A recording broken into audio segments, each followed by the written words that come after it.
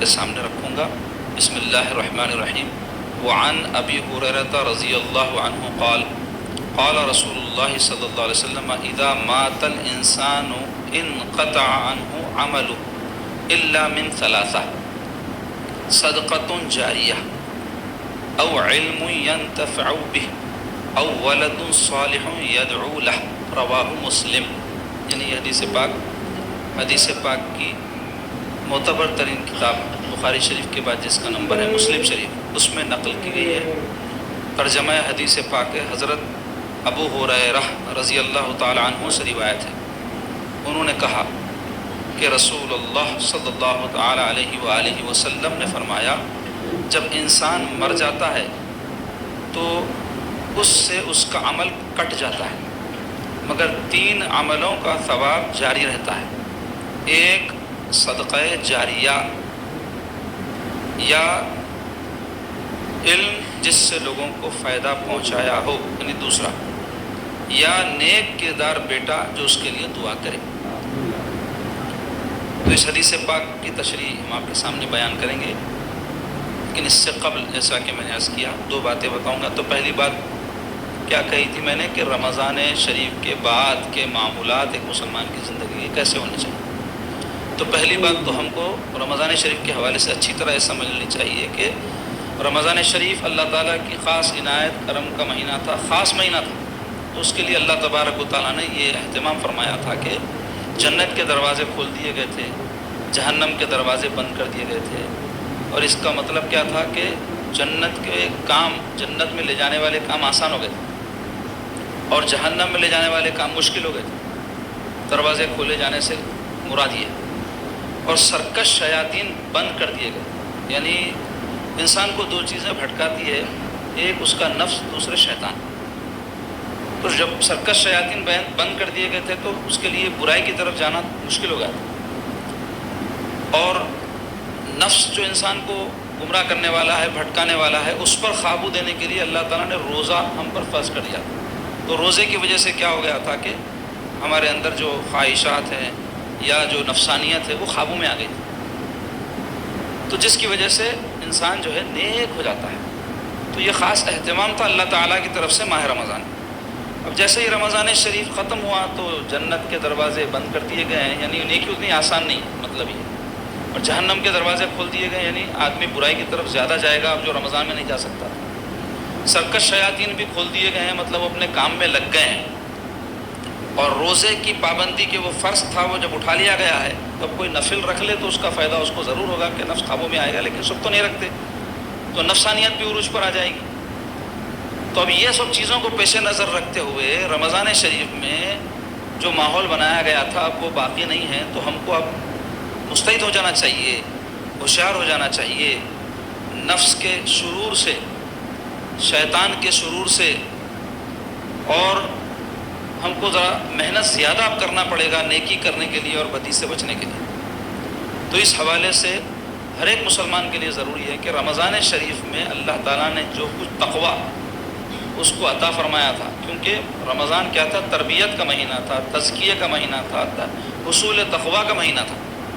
تو جو کچھ بھی تربیت رمضان میں ہوئی، جو کچھ بھی تزکیہ یعنی اندر سے صفائی ہوئی، انسان کے دل میں جو نرمی پیدا ہوئی، بری خصلتیں جو اس سے دفع ہوئی، اور اسی طرح اس کے ذریعے جو تقویٰ، اللہ کا خوف پیدا ہوا، اللہ کا قرب بندہ محسوس کرتا تھا، عبادتوں کی عادت ہمارے اندر پیدا ہو گئی تھی، کیونکہ فرض نمازیں تو پڑھتے ہی پڑھتے تھے، اس کے علاوہ تراویح جو اضافی ایک نماز ہے جو رمضان میں صرف رکھی گئی ہے وہ بھی پڑھا کرتے تھے، تو زیادہ عبادتوں کے عادی تھے لوگ، تہجد بھی پڑھے، تلاوت بھی کثرت سے کی، تو یہ سب جو معمولات تھے اب آپ دیکھتے جائیں اس میں کمی واقع ہوتے جاتی۔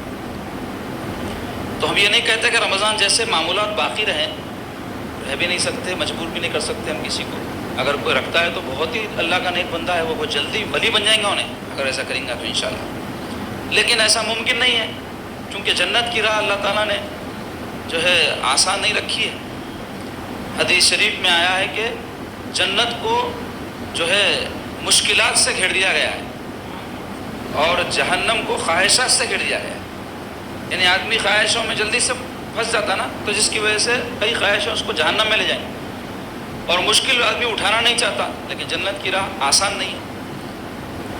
تو بہرحال اب رمضان شریف کے بعد میں ہمارے لیے نیکی کرنا مشکل ہو جاتا ہے، جیسے رمضان میں آسان تھا۔ تو ہم کو یہ بات اچھی طرح سمجھ لینی چاہیے کہ اب ہم کو ذرا زیادہ محنت کرنا پڑے گا۔ تو چند چیزیں ہیں، اگر ہم اس کو اختیار کریں تو بعد رمضان میں انشاءاللہ ہماری جو ہے زندگی اچھی طریقے سے گزرے گی۔ اچھی طریقے سے تو مراد یہ نہیں ہے کہ دنیاوی اعتبار سے، وہ تو بہت سے لوگوں کی اچھی گزرتے رہتی، دین کے حوالے سے کہہ رہا ہوں کہ اچھی طریقے سے گزرے گی۔ تو وہ کیا باتیں ہیں، چند ضروری باتیں آپ کے سامنے رکھوں گا۔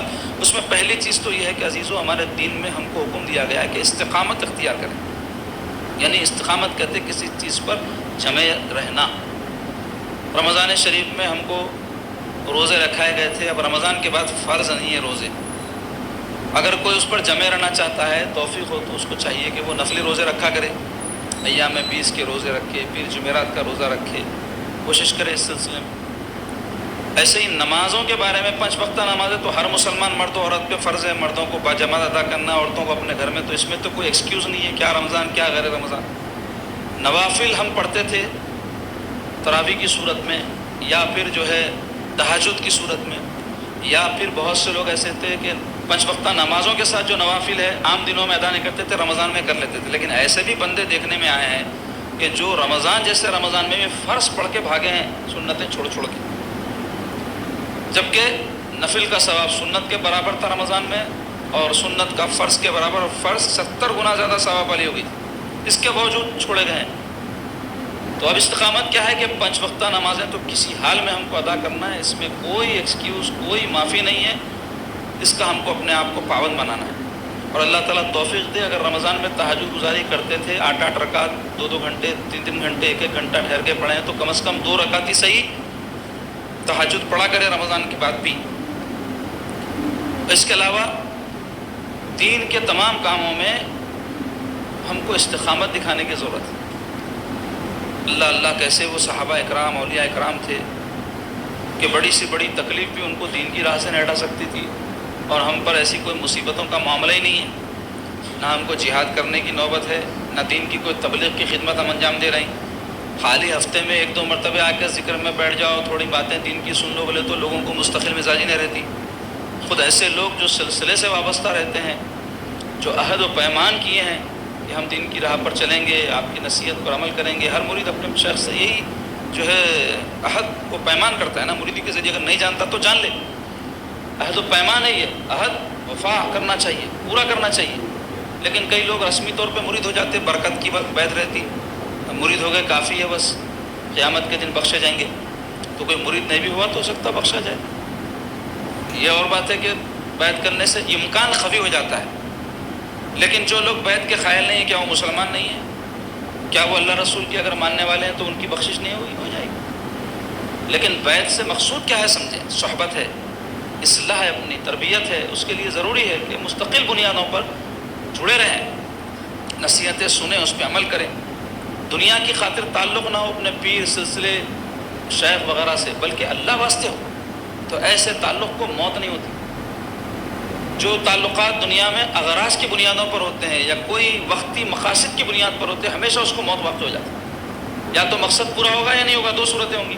مقصد پورا ہو جائے بھی تو تعلق ختم ہو جاتا ہے، اور مقصد پورا نہ ہو آدمی بیزاروں کا تعلق ختم کر لیتا ہے۔ اور اللہ واسطے جو تعلق ہو، تو جب تک اللہ اس کے رسول سے محبت ہے، تعلق سے بھی محبت اور تعلق ہو، تو اس واسطے ہم کو ان بنیادوں پہ تعلق قائم رکھنا چاہیے۔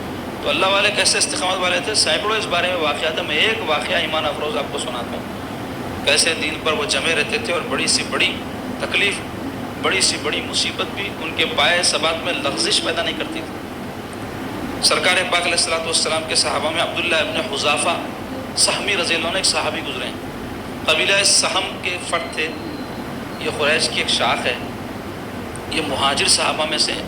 صحابہ میں خلفائے راشدین، پھر اس کے بعد عشرہ مبشرہ کے بعد سابقین اولین، یعنی جو ابتدائے اسلام میں، داخل اسلام میں ان کا بڑا مرتبہ ہے، یہ ترتیب ہے ہمارے اسلام میں پوری۔ صحابہ میں پہلے خلفائے راشدین ہیں، ان کی ترتیب کے اعتبار سے ان کی فضیلت، پھر اس کے بعد میں 6 صحابہ جو عشرہ مبشرہ میں، یہ 4 تو ہیں ہی خلفائے راشدین، 6 اور ہیں، ان کا مرتبہ ہے۔ پھر اس کے بعد اسلام میں جو پہلے داخل ہوئے، ان کو کہتے ہیں سابقون اولون، پہلے داخل ہونے والے، کیونکہ ان کو بہت مشقتیں، تکالیف برداشت کرنی پڑی، کیونکہ لوگوں کی تعداد کم تھی، کفار بہت ظلم کرتے تھے، تو وہ ساری مصیبتوں سے گزرے.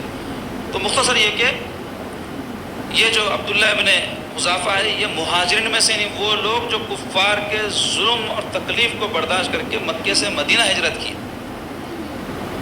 تو یہ اکثر جو ہے جو غزوات ہوئے، جنگیں ہوئی جس میں سرکار شریک تھے، یہ بھی شریک تھے. بہت بڑی سعادت ہے نا یہ. یہاں تک کہ جب سیدنا عمر فاروق رضی اللہ عنہ کا زمانہ خلافت آیا تو رومی جو قوم تھی یہ اس زمانے میں سپر پاور تھے، ان سے جو ہے جنگ کی مسلمانوں کی نوبت آئی. تو اس جنگ میں یہ شریک ہوئے. تو رومیوں نے کیا کیا کہ ایک جنگ میں ان لوگوں کو قید کر لیا، حضرت عبداللہ ابن حذافہ کو بھی اور ان کے 80 کے قریب ساتھیوں کو قید کر لینے کے بعد میں وہ جو سردار تھا رومی، وہ عیسائی تھے. تو وہ سردار جو ہے کہنے لگا حضرت عبداللہ ابن حذافہ رضی اللہ عنہ کے بارے میں، اس کو پتہ چلا کہ یہ محمد عربی صلی اللہ علیہ وسلم کے صحابی ہیں. تو بلا کر کہا کہ آپ نصرانی ہو جاؤ. تو آپ انکار کر دیے. تو کہنے لگا اگر آپ نصرانی ہو جائیں گے تو میں اپنی سلطنت میں بھی آپ کو شریک کر لوں گا، کچھ بھی عہدہ دے دوں گا، اور اپنی بیٹی سے بھی آپ کی شادی کر دوں گا. تب بھی آپ انکار کر دیا، لالچ دیا، نہیں مانے آپ.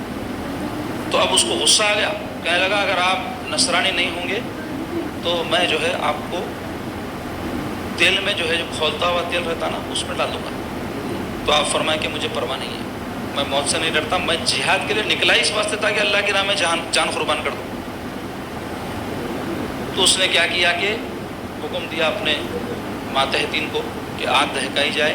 اس کے اوپر تانبے کا ایک بڑا برتن جو ہے رکھا گیا، اس میں زیتون کا تیل ڈال کے خوب کھولایا گیا، اور مسلمانوں میں سے ایک شخص کو لا کر حضرت عبداللہ ابن حذافہ کے سامنے اس شخص کو اس تیل میں ڈال دیا. چند ہی منٹوں کے اندر وہ شخص کی جو ہے ہڈیاں اوپر تیرنے لگیں. تو اس کے بعد انہیں سمجھا کہ انہوں ڈر جائیں گے، لیکن پھر بھی آپ نہیں ڈرے، موت سامنے دیکھ کر بھی.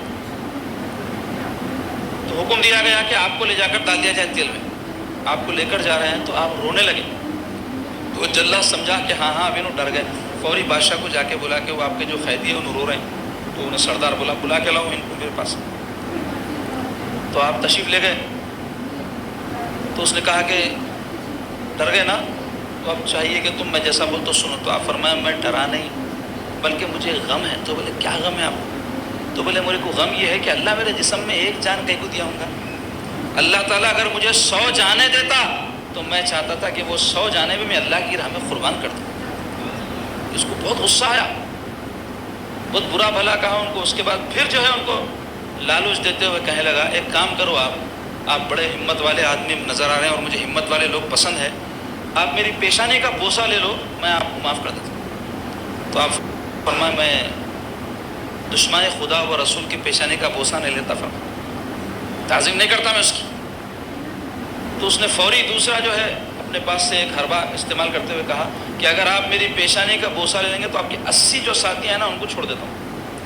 تو آپ اپنے مسلمان بھائیوں کی جان کی خاطر کیا کریں، تیار ہو گئے اس کی پیشانی کا بوسہ لیں. تو آپ جب اس کی پیشانی کا بوسہ لیے تو انہیں آپ کو اور آپ کے 80 ساتھیوں کو آزاد کر دیا. تو یہ لوگ جب مدینہ شریف پہنچے، سیدنا عمر رضی اللہ عنہ کو خبر ہوئی اور سارا واقعہ ان کو بتایا گیا. تو حضرت عمر اتنا خوش ہوئے کہ جب عبداللہ ابن حذافہ حضرت عمر کی خدمت میں آئے تو حضرت عمر اٹھ کر ان کی پیشانی کا بوسہ لے لی. تو آپ اندازہ لگائیے کہ کیسی استقامت تھی ان کی. نہ لالچ دینے سے آپ حق سے ہٹے، نہ ڈرانے سے ہٹے، نہ کوئی اور وجہ سے ہٹے. اور آج آپ دیکھو تھوڑی پریشانی آنا ہے زندگیوں میں، لوگ کیسا متزلزل ہو جاتے، اپنے دین سے بھاگتے، مسجد سے بھاگتے، ذکر سے بھاگتے، خانقاہوں سے بھاگتے، اللہ رسول سے بھاگتے. افسوس کی بات ہے. تو رمضان شریف کے بعد میں ہم کو کیا کرنا چاہیے؟ جمے رہنا چاہیے. 5 وقتہ نمازوں پہ جمے رہنا، سچ کے اوپر جمے رہنا، ہمارے اندر جو تقویٰ جس درجے میں پیدا ہوا اس کے اوپر جمے رہنا. اور جو روزے کے ذریعے سے ہم نے بری عادتیں چھوڑی، وہ عادتیں جو چھوٹی ہیں اس کے اوپر جمے رہنا، استقامت. دوسرے یہ کہ تعلق بالقرآن رمضان کے بعد قائم رہنا. اس کے واسطے تلاوت کی روزانہ عادت رہنا. ایک بارہ اگر رمضان میں پڑھتے تھے اس کو کنٹینیو رکھ سکے بہت اچھا ہے. اور اس کے پڑھنے کا طریقہ بزرگوں نے مختلف جو اس کے ماہرین نے سکھائے ہیں کہ ہر نماز سے پہلے یا نماز کے بعد اگر 2-2 3-3 رکوع پڑھ لیے تو ایک دن میں ایک 12-5 نمازوں میں آسانی سے یا کوئی وقت مقرر کر لیے، فجر کے بعد ہو، سونے سے پہلے ہو، یا اور کوئی اپنی سہولت کا وقت، اور اس پر عادی ہو گئے تو روزانہ پڑھے بغیر سکون نہیں ملتا، عادت ہوئی ہے، عادتاً صحیح قرآن کی تلاوت کرنا چاہیے۔ اور اس کے حوالے سے بھی سمجھنا چاہیے کہ تجوید سیکھو، بغیر تجوید کے اگر قرآن پڑھتا ہے تو بہت غلطیاں ہوتی ہیں، اس سے کئی وقت تو ایسی غلطیاں ہوتی ہیں گناہ میں مبتلا ہو جاتا ہے، قرآن پڑھ کے گناہ ہو رہا، جبکہ قرآن پڑھ کے ثواب ملنا نا، کیوں؟ تجوید نہیں سیکھنے کا، اور نہیں سیکھنے کی وجہ سے غلطی کرنے کا۔ اس واسطے ہر مسلمان کے اوپر واجب ہے تجوید سیکھنا۔ کیوں؟ ہر نماز میں قرآن پڑھنا ہے آپ کو، سورہ فاتحہ اور ضمی سورہ جو پڑھتے قرآن ہے نا، قرات بولتے اس کو، اور قرات فرض ہے نماز میں، تو فرض آپ ادا کرنا ہی کرنا ہے، اگر آپ نہیں پڑھیں تو نماز نہیں ہوتی، تو غلط پڑھنا ہے صحیح پڑھنا ہے، تو صحیح کیسا پڑھ سکتے ہیں؟ تجوید جب تک نہیں سیکھے صحیح نہیں آتا۔ اس واسطے اس کے لیے وقت نکالو، 2-3 مہینے محنت کرو، کوئی استاد کو پکڑو، وہاں آتا پڑھو، کچھ بھی کرو، ان کے پاس جاؤ، سیکھو تجوید۔ اگر آ گئی تو قرآن مجید درست پڑھنے آتا، کم سے کم اطمینان رہتا ہے کہ اے اللہ میں آپ کا کلام جو ہے درست طور پہ پڑھا ہوں۔ تو قرآن سے تعلق، تو ایک پارہ نہیں بھی ہو سکا تو 2 رکوع صحیح، 2 آیت صحیح، کچھ تو بھی معمول بنا کے رکھو۔ تیسرا یہ کہ عبادت کی عادت پڑ گئی تھی نا، تراویح کے ذریعے سے یا دیگر جو نمازوں میں سنت نوافل پڑھ رہے تھے، تو تہجد کے حوالے سے بلانا میں 2 رکعت ہی صحیح، فجر سے 15-20 منٹ پہلے اٹھ کے تو بھی پڑھ لو، تاکہ وہ کنٹینیو رہے سلسلہ۔ چوتھے یہ کہ رمضان میں اچھی صحبتوں کی عادت ہو گئی تھی۔ افطار میں جب ہم بیٹھتے تھے، صبح روزہ دار بیٹھتے تھے نا، تو صبح روزہ دار جب بیٹھتے تھے تو صبح اچھے لوگ تھے، تو ایک دوسرے کو اچھی صحبت ملتی تھی۔ مسجدوں میں جب جاتے تھے سب نماز پڑھنے آتے تھے نا، تو سب نمازی تھے، اچھی صحبتیں تھیں۔ تو اب چاہیے کہ رمضان شریف کے بعد بھی اچھی صحبتوں ہی میں رہیں۔ ایسے ہمارے دوست، ایسے ساتھی جو اوباش قسم کے ہیں، بالکل ان سے منہ موڑ لینا، ایک لفظ اس سے تعلق ختم کر دینا۔ یاد رکھو برا ساتھی جو ہے ہم کو جہنم میں لے جائے گا۔ کئی نیک لوگ ہم دیکھتے ہیں کہ بری صحبتوں کی وجہ سے چند دنوں بلکہ چند گھنٹوں کے اندر بگڑ کے جو ہے برے راستے پر چلے، اور کئی لوگ منٹوں کے اندر اچھی صحبتوں کی وجہ سے نیک بن گئے۔ جاتے کوئی اللہ والے کے پاس، اس کی بات سنتے، اس کی صحبت میں رہتے، اس کے قلب کی تاثیر اس کے دل پہ پڑنے کی وجہ سے دل کا حال بدل جاتا، ارے اب تک کیا کرا بھائی، غفلت میں زندگی گزار لیا، نیک ہو جاتا۔ تو ایسے اثرات ہیں صحبتوں کے، تو اچھی صحبتوں کو اختیار کرنا، بری صحبتوں سے بچنا ہر وقت ایک مسلمان کے لیے ضروری ہے۔ اس کے علاوہ رمضان شریف میں صدقات دیے، خیرات دیے، زکوٰۃ کرے، زکوٰۃ دیے، انفاق فی سبیل اللہ، کئی کام کریں نا، تو خرچ کرنے کی ایک عادت پیدا ہو گئی تھی۔ تو رمضان کے بعد بھی کرنا۔ کئی لوگ ہیں رمضان میں کرے بعد پھر پلٹ کے رمضان تک نہیں رکھتے، اپنا ہاتھ روک لیتے، ایسا نہیں کرنا۔ رمضان میں تو زیادہ ثواب تھا اور آسان تھا، میں نے کہا نماز پڑھنا آسان تھا، روزہ رکھنا آسان تھا، ذکر تلاوت آسان تھا، مشکل ہے، اور مشکل کام کرنے پر زیادہ اجر و ثواب ملتا، کیونکہ نفس اور شیطان دو لگے ہوئے نا۔ تو رمضان شریف کے بعد بھی ضرورت مندوں پہ اللہ جو بھی ہمارے سے زیادہ رکھا خرچ کرنا چاہیے۔ اس کے علاوہ تحصیل علم کی صحیح کرو، علم حاصل کرنے کا، اور علم سے مراد سارے علوم تو نہ دین دنیا کے کوئی سیکھ سکتا اور نہ حکم ہے ایسا سیکھنے کا، لیکن ضروری جو علوم ہے ایک مسلمان کو پتہ ہونا چاہیے وہ کیا ہے۔ دین کے حوالے سے تو ضروری ہے کہ ہم عقائد سیکھیں، ایک مسلمان کے بنیادی عقائد کیا ہے پتہ ہونا چاہیے، یعنی توحید کے حوالے سے، رسالت کے حوالے سے، کتابوں کے حوالے سے، آخرت کے حوالے سے ہمارا کیا عقیدہ ہونا چاہیے، بنیاد ہے ہماری وہ۔ اگر وہ درست نہیں ہے، لاکھ آپ رمضانہ گزار لیے ہوں گے، تہجد پڑھ لیے ہوں گے، ذکر و اذکار جو بھی بھلائی کے کام کیے ہوں گے، کچھ قبول ہونے والا نہیں۔ عقیدہ اگر صحیح ہے تو سب ہمارا قبول ہوتا ہے۔ اس واسطے عقائد سیکھنا ہر مسلمان کے اوپر لازم ہے۔ دوسرے ہے عبادات سیکھو۔ عبادات میں 5 وقتہ نماز ایک مسلمان پہ فرض ہے۔ رمضان کے روزے ہر صاحب جو ہے عقل، صاحب سمجھ مسلمان کے اوپر فرض ہے، جس کو شرعی عذر نہ ہو تو اس کے احکام سیکھنا۔ صاحب مال اگر ہے تو زکوٰۃ کے احکام سیکھنا۔ حج کو جانے کا ارادہ ہے اور اس کے اسباب مہیا ہو گئے ہیں تو حج کے احکام و مسائل سیکھنا۔ اس طرح قربانی ہے اور دیگر عبادات جو بھی ہیں ان سب کے احکام، ان کے مسائل سیکھنا ایک مسلمان کے لیے ضروری ہے۔ طہارت کا مسئلہ روز پیش آتا مسلمان کو، غسل وضو کب فرض اور واجب ہوتا اور کب ٹوٹتا، کیا اس کے احکام ہیں، ہر مسلمان کو سیکھنا واجب ہے۔ تو یہ سیکھیں، عبادات بولتے ہیں اس کو۔ تیسرے معاملات بولتے تو ایک دوسرے کے ساتھ لین دین، کاروبار، شادی میزبانی، یہ سب چیزیں جو ہوتی ہے اس کو معاملات بولتے ہیں۔ تو معاملات بھی دین کے اندر سیکھنا فرض ہے۔ اگر آپ کو کوئی کاروبار کر رہے ہیں، اس میں صحیح غلط کیا ہے نہیں معلوم تو آپ غلط کرتے جائیں گے تو حرام آمدنی حاصل ہوگی نا۔ تو اس واسطے ہم کو سیکھنا۔ ایسے ہی ہمارے تعلقات ہیں، رشتے ناتے ہیں، میاں بیوی ہے، اولاد ماں باپ ہے، ان کے تعلق ہے نا، پڑوسی کا تعلق ہے، تو ان کے حقوق کیا ہے سیکھنا فرض ہے ہمارے اوپر، دین کا حصہ ہے یہ۔ کئی لوگ نہیں جانتے. تو یہ چیزیں جو میں آپ کو ان شارٹ بتا رہا ہوں، اجمال کے ساتھ بتا رہا ہوں، یہ پورا خلاصہ ہے، سمجھ لو آپ دین کا جو بتا رہا ہوں. 3 باتیں بتایا، ایک عقائد، دوسرے عبادات، تیسرے معاملات، اور چوتھے معاشرت. معاشرت میں تو رہن سہن، ایک مسلمان کے گھر کا ماحول کیسا رہنا، مسلمان کی محفل نشست و برخاست کیسی رہنا، مسلمان کی گفتگو کیسی رہنا، مسلمان کا اٹھنا بیٹھنا کیسا رہنا، اس کو معاشرت بولتے ہیں. شادی میزبانی مسلمان کی کیسی رہنا، موت مٹی کے معاملات کیا ہے، یہ سب معاشرت سے تعلق رکھتے. نہیں معلوم کئی لوگ سمجھ لیے خالی ٹوپی داڑھی یہی اسلام ہے، لیکن ان کے گھر کا ماحول اچھا نہیں رہتا.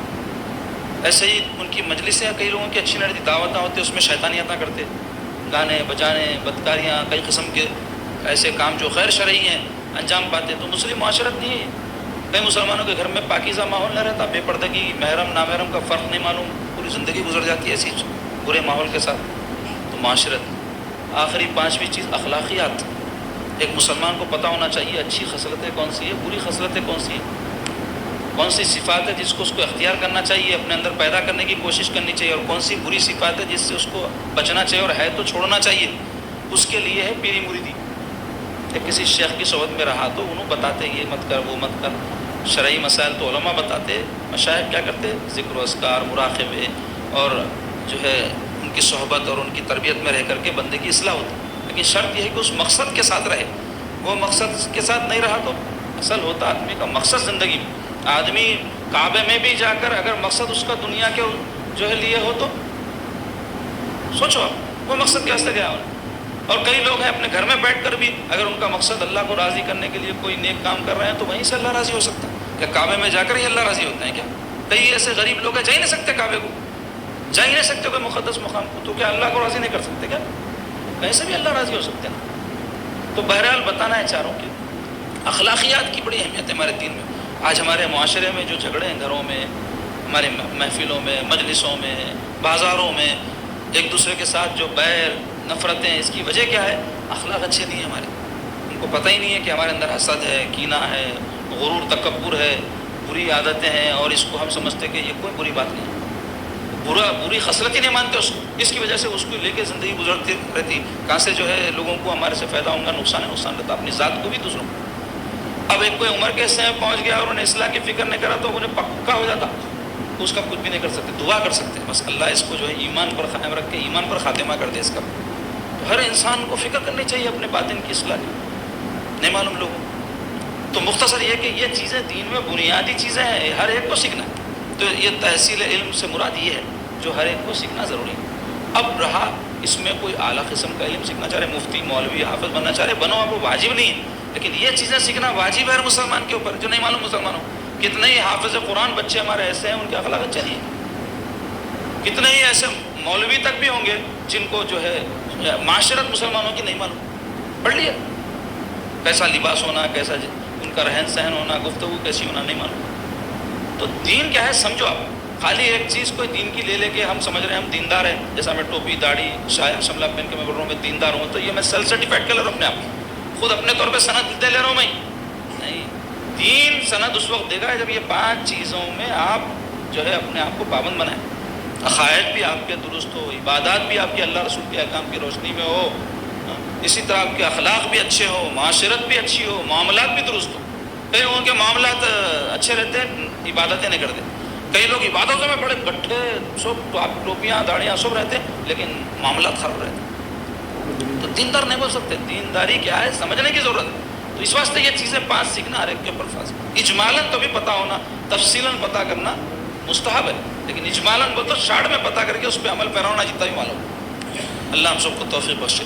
تو یہی مقصد سے ہم کیا کرتے، ہر سال جو ہے گرمائی تعطیلات میں یہ کیمپ رکھتے. پہلے تو خالی چھوٹے بچوں کے واسطے رکھتے تھے، اب بلا لحاظ عمر ہم کیمپ رکھ رہے ہیں تاکہ کوئی بھی اس سے استفادہ کر سکنا، ہر ایک کے لیے ایکسیس ہے، ہر ایک کے لیے سہولت ہے.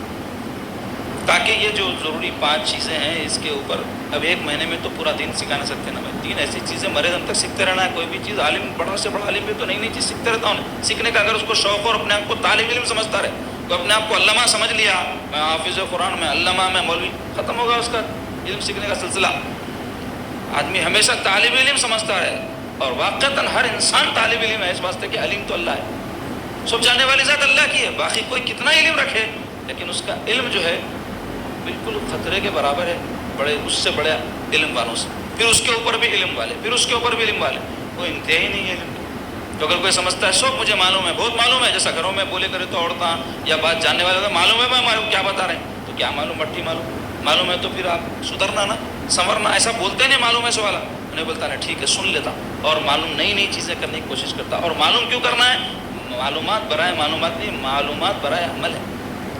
اگر کوئی عمل نہیں کر رہا تو وہ جاہل ہی چیزوں معلوم رکھ کے عمل کی خاطر معلومات کرنا ہے۔ چار مینار کا پتہ معلوم ہوگا تو چار مینار دکھتا کیا؟ چار مینار کو گئے تو دکھتا، تو خالی پتہ معلوم ہو جانے سے چار مینار نہیں دکھتا۔ خانقاہ کے بارے میں معلومات ہے، یا فلاں جگہ خانقاہ ہے، ذکر میں آئے تو ذکر کر سکتے، آ کے درس میں بیٹھے تو باتیں سن سکتے نا۔ خالی خانقاہ کا پتہ معلوم رہا تو آدمی کو معلومات ہو جاتی ہے، ذکر کا فائدہ ہو جاتا ہے کیا؟ نہیں۔ تو خالی معلومات کا نام دین نہیں ہے، معلومات کے ساتھ عمل، اور پھر اس میں بھی اخلاص ہونا، اللہ کی رضا کے لیے ہونا۔ تو مختصر یہ کہ جو حدیث شریف آج آپ کے سامنے پڑھی گئی، اس واسطے میں یہ حدیث شریف آج بیان کرا کہ ہمارا جو کل سے سلسلہ شروع ہو رہا ہے 1 مہینے کے قیام کا، اس سے یہ حدیث شریف متعلق ہے۔ تو حدیث شریف کیا تھی؟ سیدنا ابو ہریرہ رضی اللہ عنہ اس کے راوی ہیں، وہ حضور پاک صلی اللہ علیہ وسلم سے روایت کرتے، حضور فرمایا انسان جب مر جاتا ہے تو اس کے عمل کا سلسلہ ختم ہو جاتا ہے۔ مطلب آدمی مرنے کے بعد عمل کا مکلف نہ رہتا۔ مردے کو نماز پڑھو بول کے نہیں بول سکتے نا، پڑھ سکتا کیا؟ روزہ رکھو، اس پہ فرض رہتا، زکوٰۃ حج، کوئی عمل نہیں، ختم، باڈی ڈیڈ ہو گئی، اس کے اوپر اب قوت عمل نہیں رہی تو عمل نہیں ہے، مکلف نہیں ہو۔ لیکن سرکار فرماتے ہیں 3 کام ایسے ہیں کہ اگر وہ اپنی زندگی میں کر گزرے تو مرنے کے بعد بھی ثواب ملتا رہتا۔ ایک آدمی ہے، اب یہاں تک نماز پڑھا، مر گیا اس کے بعد، تو اب اس کے بعد نماز فرض نہیں ہے، تو اب عصر کی نماز انہیں پڑھی رہی ہے تو عصر کی نماز کا ثواب کیوں ملے گا؟ اس کو پڑھا تو ملتا تھا، مر گیا بعد میں، نماز فرض بھی نہیں ہے، اس کا ثواب بھی نہیں ہے۔ لیکن بعض کام حضور فرماتے ہیں ایسے ہیں جو 3 ہیں، وہ ایسے ہیں کہ وہ اگر زندگی میں کر دیا تو مر جانے کے بعد اس کے باوجود کہ وہ کام انہیں اب نہیں کر رہا لیکن اس کا ثواب اس کو ملتا رہے گا۔ اس میں پہلا کام سرکار فرمائے کہ صدقہ جاریہ، یعنی کوئی ایسا صدقہ کسے بولتے؟ کوئی بھی نیک کام میں اللہ کی خاطر خرچ کرنے کو بولتے، اچھی نیت کے ساتھ کسی بھی کام میں خرچ کرتے صدقہ بولتے۔ جاریہ بولے تو ایسا کوئی انویسٹمنٹ کر دینا جس کا جو سلسلہ اس پیسے سے خدمت کا چلتا رہے۔ مثلا کوئی مدرسہ بنا دیے، کوئی خانقاہ بنا دیے، تو اب مدرسہ بن گیا، مول صاحب مر گئے، مگر اس میں تعلیم چل رہی نا، تو کیا ہوں گا؟ ان کو ثواب ملتے رہیں گے۔ نماز تو انہیں پڑھے تک ثواب تھا، جیسے ہی مر گیا نماز نہیں پڑھ رہا تو اب نماز کا ثواب نہیں، لیکن مدرسے کا ثواب ملتا رہیں گا نا، بن گیا تھا اور اس کی زندگی میں بنایا تھا۔ یا ایسے ہی کوئی رفاع عام کا کام کر دیا، کہیں ابدال خانہ لگا دیا یا کہیں پل بنا دیا، اب تو پلا والا کون بنا رہا؟ حکومت بناتی، لیکن دوسرے کام بعد ایسے ہیں جو لوگ اس کو ثواب کا کام ہی نہیں سمجھتے۔ راستے میں سے گاڑی ہٹا دینا، لوگوں کو تکلیف ہو رہی، اب انہیں ہٹائے بعد روڈ فری ہو گئی تو جتنے لوگ جا رہے ہیں سب کا ثواب ملتا اس کو، سمجھتے ایسا۔ راستے میں کوئی درخت اٹھ گیا تھا، لوگوں کے لیے رکاوٹ بن گیا تھا، انہیں کاٹ دیا تاکہ روڈ بڑی ہو جائے اور لوگوں کی تکلیف دور ہو جائے، یا پتھر تھا ہٹا دیا، یا اور کوئی تکلیف دہ چیز سے ہٹا دیا، ثواب ہے، اس کو صدقے کا ثواب ہے۔ اب لوگ کیا کرتے ہیں؟ جس سے صدقہ ملتا ہے اس کا راستہ کٹ کر دیتے، جیسا سڑک کے کنارے جھاڑے کاٹ دیتے، گھر کے اندر جھاڑ ہے، کوئی اپنے کو تکلیف نہیں ہے اس سے، کاٹ دیتے، جبکہ حضور فرمائے درخت کے اوپر اگر پھل لگتے ہیں، کوئی لگایا درخت، اس پہ جب پھل لگتے ہیں انسان کھاتا ہے یا پرندے کھاتے ہیں تو لگایا سو والے کو صدقے کا ثواب۔ مسلمانوں کی اتنی جو ہے کوتا ذہنی ہے کہ وہ ثواب سمجھتے صرف نماز روزے میں چلتے، کوئی بھی کام جس سے کسی انسان کو فائدہ ہو، اللہ واسطے آپ کیے تو اس کا ثواب۔ تو کوئی بھی صدقہ جاریہ، یعنی ایسا صدقہ کہ جس کے ثواب اس کے جانے کے بعد بھی کام کے حیثیت سے ہوتا رہے تو اس کا ثواب اس کو ملتا رہے گا۔ اور دوسرا حضور نے فرمایا ایسا علم جو لوگوں کو فائدہ پہنچا، کوئی مولوی صاحب تھے بچے کو قرآن پڑھنا سکھا دیے، کچھ آیتیں حفظ کروا دیے، یا کوئی قاعدے پڑھا دیے دین کے، صرف و نحو پڑھا دیے، کچھ بھی۔ اس واسطے ہمارے اسلاف میں دیکھو، ہم سے پہلے کی جو جنریشن تھی، ایک جذبہ تھا، عورتوں میں تب تھا، کئی استاد نہیں آتے تھے تو اب ختم ہو جا رہے ہیں، کیونکہ اب کی عورتوں کو فونا دیکھنے سے، جھگڑے کرنے سے، ساس بہو کے یا سیریلاں دیکھنے سے پاکستان کے فرصت ہی نہیں ہے نا، تو انہیں قرآن پڑھاتی، خود ہی نہیں پڑھی، اب انہیں کسی کو پڑھاتی، اس میں جذبہ ہی نہیں ہے، اس کو فکر نہیں ہے، اس کی اماں نے دی، اس کا بابا نے دیا، تو انہیں کہا سے کسی کو خود پڑھی نہیں نہ پڑھاتی، نہ اس کو کوئی انٹرسٹ ہے اس میں۔ یہ واحد تباہی ہے ہمارے لیے، بہت بڑی تباہی ہے ہماری نسلوں میں۔ آگے چل کے 10-20 سال کے بعد تو ایسی عورتیں اور ایسے مرد نکلیں گے، اللہ نہ کرے، جو حالات چل رہے ہیں کہ ہم مسلمان ہیں کیا نہیں، غور کرنا پڑیں گا ان کے دیکھ کے، کیونکہ کئی ایسے ہمارے نوجوان تو ہے ہی رمضان شریف میں کیا کیا تماشے کرے، موٹر جیسے گاڑیاں بھگائے اور آوارہ گردیاں کرے، ہوٹل گشتیاں کرے اور کیا کیا تماشے کرے، رمضان کو بھی لحاظ میں نہ رکھے، تو آگے نیکسٹ جنریشن تو اس سے بدتر رہیں گے نا، کیونکہ یہ جو آگے ماں باپ بنیں گے نا، ہر ایک نسل پھیلتی نہ رہے کی، تو یہ جس کے ماں باپ بنیں گے انہوں بچوں کو کیا تربیت کریں گے بتاؤ آپ، تو ان کی نسل کیسے نکلیں گی؟ تو یہ ڈرانے کی بات نہیں، یہ ریالٹی ہے، اور ریالٹی ہی سے ڈرایا جاتا ہے۔ اگر کوئی ریالٹی سے نہ ڈرا رہا تو دھوکہ دے رہا انہیں، حقیقت سے تو کوئی بات سے ڈرانا چاہیے نا، جیسا قیامت ہے حقیقت ہے، اس سے ڈرانا ہی چاہیے، محشر کے معاملات ہے حقیقت ہے، اس سے ڈرانا چاہیے، جہنم ایک حقیقت ہے، اس سے ڈرانا چاہیے، نہیں ایسی کوئی چیز نہیں ہے، آدمی ڈرا رہا تو دھوکہ دے رہا۔ تو مختصر یہ کہ کوئی علم بھی، یہاں تک کہ میں کہوں گا کوئی ہنر بھی کسی کو سکھا رہا ہے جس کا تعلق روزی روٹی سے ہے، کسی کو آپ ہنر سکھائے، حلال روزی کما لے رہا اس سے، تو بھی آپ کے لیے صدقہ جاریہ ہے، کیونکہ حرام سے بچانا جی انہیں۔ کئی ایسے لوگ ہیں جو ہنرمند ہیں، بڑے قابل ہیں، لیکن ان میں کوئی جذبہ نہیں ہے کہ ہمارے کوئی بچے سیکھ لیں، بھائی ترغیب دلانا، اور آئے تو ان کے اوپر ان کو بہت ہراسمنٹ کرتے، کام سکھاتے نہیں، کئی دنوں تک خالی چپ تو بھی ساتھ رکھتے، اپنے کاماں کرا لیتے رہتے، ایسا بھی نہیں کرنا، سکھانا چھوڑ دینا، کرا نہیں کرا جا، اللہ نیا دلائیں گا کوئی میرے کو، تیرا محتاج ہوں کیا، میرے ہاتھ میں ہنر ہے، میرے کو کیا خوف ہے، سکھاتے رہنا لوگوں خود بھی جو بات ہم کو آتی، پھر یہ دیکھنا کہ انہیں اس میں دلچسپی رکھتا ہے نہیں، کہیں نہیں رکھتا، دلچسپی پہلے پیدا کرنا، اس کی اہمیت سمجھا، اور جو آتا ہر انسان میں اللہ نے کچھ نہ کچھ صلاحیت رکھی ہے، تو وہ کچھ نہ کچھ کر کے روزی کما رہا ہے نا اپنی صلاحیت سے، کوئی بزنس مین ہے، کوئی ملازمت کرنے والا ہے، کوئی کچھ ہنر والا، کوئی کچھ، تو اپنا وہ ہنر کسی کو تو بھی سکھانا، اپنے بچوں کو تو بھی سکھا لو، اپنے رشتہ داروں کو بھی سکھا لو، کچھ بھی کر لو، لیکن سکھاؤ تاکہ اس کا آپ کے لیے اجر مرنے کے بعد بھی انہیں جو حلال روزی کماتے جا رہا ملتا رہے۔ اسی طرح آخری بات، نیک کردار بیٹا سرکار فرماتے ہیں کیا ہے، اس کے لیے مرنے کے بعد بھی عمل کا سلسلہ جاری رہے گا، جو بیٹا نیک کردار ہو اور اس کے لیے دعا کرے۔ اب نیک کردار ہوگا تو اماں بابا سے دعا ہی کرتا، نہیں تو سمانے رو بن جاتا، مرنے کے بعد بھی عذاب جاریہ۔ تو یہ نیک کیسا بنتا بچہ؟ نیک بنو بول کے خالی سوچنے سے بنتا کیا؟ نیک بنانا پڑتا۔ آدمی ڈاکٹر کیسا بنتا؟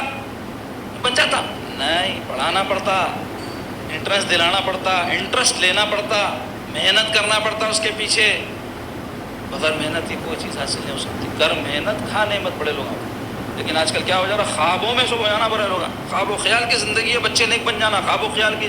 اب آپ دیکھو بچوں کو دنیا دار بنا رہے نا، پوری زندگی دنیا دار بنانے میں لگاتے، ایسا یہ پڑھ لے، وہ کورس کر لے، یہ کر لے، اس کے بعد یہ ایگزام دے لے، اس کے بعد آسٹریلیا چلے جا، کینیڈا چلے جا، امریکہ چلے جا، چل تیری دنیا بن گئی۔ کرو بھائی، منع نہیں ہے، دنیا بھی کرو، لیکن صرف دنیا دار بنا دے رہے بچوں کو، یہاں تک کہ بچیوں کو بنا دے کہیں جنہیں باہر بھیجنے کی پلاننگ میں، کئی بچیاں جا کے پڑھ رہے بھی باہر، اپنا دین، دنیا، عزت سب گنوا کے آ رہے۔ 1% ہوں گے جو بچ کے آتے، میرا یہ ریسرچ ہے، آپ کو بتا رہا ہوں۔ عورت بچی بغیر محرم کے، محرم بھی اگر ساتھ ہو تو بھی جا کے آج کے ماحول میں ان ممالک میں رہے جہاں کی بے حیائی اور جہاں بے رہروی کا ایک طوفان بپا ہے، کہ وہاں کی خود نسلیں جو ہے ان کے ماں باپ پریشان ہیں کہ ہم خود اتنے برے نہیں تھے، ہماری نسل اتنی بری کیسا ہو گئی۔ وہاں لے جا کے ہمارے بچوں کو چھوڑے تو، یا لوگ ایک چیز بھی ایسی کبھی دیکھے نا جو وہاں ہوتی، تو پھر کیسا ہاتھوں سے نکل جائیں گے، کوئی مذہب ملت کے، وہ پورے بچے برباد ہو جا رہے ہیں، نہ ماں باپ کے رہنے، نہ اللہ کے رہ رہے، نہ رسول کے، نہ دین کے، کوئی مذہب کے نہیں رہ رہے، ملحد ہو جا رہے ہیں۔ کیا ہو جا رہے ہیں؟ ملحد۔ کوئی اگر ہندو ہے، کوئی کرسچن ہے، کوئی عیسائی ہے، کوئی یہودی، تو مذہب کو تو ماننے والا ہے۔ اب حق مذہب ہے، باطل مذہب ہے، دوسری بحث ہے، لیکن کم از کم مذہب کو مان رہا، لیکن ملحد کوئی مذہب کو نہیں مانتا۔ اور جب انہیں کوئی مذہب کو نہیں مانتا تو اس کے لیے ماں حلال، بیٹی حلال، سب حلال، کیونکہ مذہب ہی ہے جو بتاتا ہے یہ بیٹی ہے، اس کے ساتھ ایسا معاملہ رکھ، یہ ماں ہے، اس کے ساتھ یہ اس کا رتبہ ایسا رکھ۔ تو اب اگر مذہب کو نہیں مان رہا، انہیں اللہ رسول تو چھوڑ دو، کوئی مذہب کو نہیں مان رہا، تو انہیں کسی کی پرواہ کرے گا، جو دل میں آیا کرے گا، اسی کو کہتے ہیں ملحد، یعنی دہریہ، ایتھسٹ انگریزی میں کہتے ہیں اس کو۔ سب سے زیادہ اس وقت دنیا میں جو مذہب پھیل رہا ہے، بہت نعرے مارتے اسلام پھیل رہا ہے، غلط بات، ایتھیزم پھیل رہا ہے، ہر مذہب کو اس سے خطرہ ہے۔ ہندوؤں میں بھی جو لوگ ہیں ایتھسٹ ہو جاتے ہیں، مسلمانوں میں بھی کم ہو رہے ہوں گے لیکن ایتھسٹ ہو جا رہے ہیں۔ کئی ہمارے ایسے میرے تک آئے مسئلے، امریکہ کے صاحب میرے کو فون کر کے پریشان ہو کے بولے، حضرت ہمارا یہاں پوترا ہے، ہم آئے تھے امریکہ میں، یہاں ہم کو سٹیزنشپ مل گئی، ہمارا بچہ ہے، نماز پڑھ لیتا، ہمارے اتنا دیندار تو نہیں تھا لیکن پھر بھی مسلمان تھا، اب ہمارا جو پوترا ہے وہ جو ہے بری صحبتوں میں مبتلا ہو کے دین چھوڑ دیا، اسلام سے دور ہو گئے. بول رہا یہ خدا رسول سب تم رکھ لو, ہم کو ضرورت نہیں ہے, جا کے اپنے دوستوں کے ساتھ رہ رہا. تو ایسا ایک ہمارے تک جب کیس آیا ہوگا, امریکہ میں لاکھوں کروڑوں کی آبادی ہے, کتنے لوگ ایسے ہوں گے سوچو. ایک امریکہ بول کے نہیں بتا, ہمارے ملک میں خود یہ مسئلہ درپیش ہے, پوری دنیا کو درپیش ہے. تو اس کے لیے کرنا کیا, ہم اپنے بچوں کی اچھی تعلیم اور اچھی تربیت کرنا, یہ بتانا چاہتے ہیں. اولاد نیک بن کے ثواب جاریہ کب بنے گی؟ نیک بنائیں گے تو بنے گی نا. تو نیک بنانا آپ کا ہمارا کام ہے, بچوں کو بھی بچیوں کو بھی. آج بچیاں مرتد ہو جا رہے ہیں, دین چھوڑ دے رہے ہیں, دوسرے مذہب کے بچوں کے ساتھ بھاگ جا رہے ہیں, یہ سب چیخ پکارا ہو رہا نا. کیوں ہو رہا بھائی؟ دودھ ابل رہا چیخ مارے تو دودھ ابلنا بند ہو جاتا, چولہا بند کرنا پڑتا. پانی بھی چھڑکے تو دودھ ابلنا بند نہیں ہوتا, تھوڑی دیر کے واسطے کم ہوتا ہوگا. تو چولہا بند کرنا وہ تو کیا ہے, تربیت کرو, اچھی تعلیم دو, اپنے بچیوں سے دوستانہ تعلقات بنا کے رکھو. یہ مت سمجھو جاری بچی پڑھ لے رہی نا میری ذمہ داری ہو گئی, ماں بول رہی جاری بچی صبح جاتی شام میں آتی, نہیں. اس کے ساتھ ایسے تعلقات رہنا, اپنے دل کی بات آپ کے سامنے رکھنا, انہیں اپنی باتیں کھول کے آپ کے سامنے بیان کرنا, اس کو ہمت جو ہے اتنی رہنا. تعلق قلبی ایسا آپ سے رہنا وہ نہیں ہے. انہیں الگ کھچڑے پکا لے رہی کہیں نہ کہیں, بچے کہیں نہ کہیں اپنی کھچڑی پکا لے رہے ہیں. کیوں؟ ماں باپ سے کوئی ان کا تعلق نہیں, محبت ہی نہیں ہے. یہ سوچ ہی نہیں رہے ہیں کہ اگر ایسا کریں گے تو ہمارے ماں باپ کا دل دکھے گا, ہم ایسا کریں گے تو ہمارے باپ بھائی کی عزت کہاں جائیں گی. پرواہ نہیں کر رہے نا آپ کی, کیوں نہیں کر رہے ہیں؟ آپ ایسا تعلق نہیں قائم کر سکے ان سے. غلطی ہے ہماری, اس میں اپنی غلطی کو ماننے کی ضرورت ہے. ابھی بھی ٹائم ہے. اگر ہم اصلاح کر رہے ہیں, اپنے بچوں کی بچپن سے تربیت کر رہے ہیں, ان کو اچھے ماحول میں لے جاؤ, اچھی صحبتوں میں لے جاؤ, اپنے جو عقیدے ہیں اس کے مطابق اپنے علماء مشائخ بزرگان دین کے بارگاہوں آستانوں پہ لے جاؤ. تو بہرحال میں یہ حدیث شریف آج اس واسطے لایا آپ کے سامنے کہ ہم جو حالات اس وقت چل رہے ہیں اس کو سمجھیں, اپنی اولادوں کو جو ہمارے لیے ثواب جاریہ یا عذاب جاریہ بننے والے ہیں ان کو کس راستے پہ لگانا ہے طے کر لیں, اور اس کے لیے محنت کریں, کوشش کریں. جب تک یہ نہیں کریں گے ہماری اولاد, یہ ہمارے لیے بہت بڑا زندگی کا اہم کام ہے, ہمارا سب سے اہم کام ہے, سمجھ لو.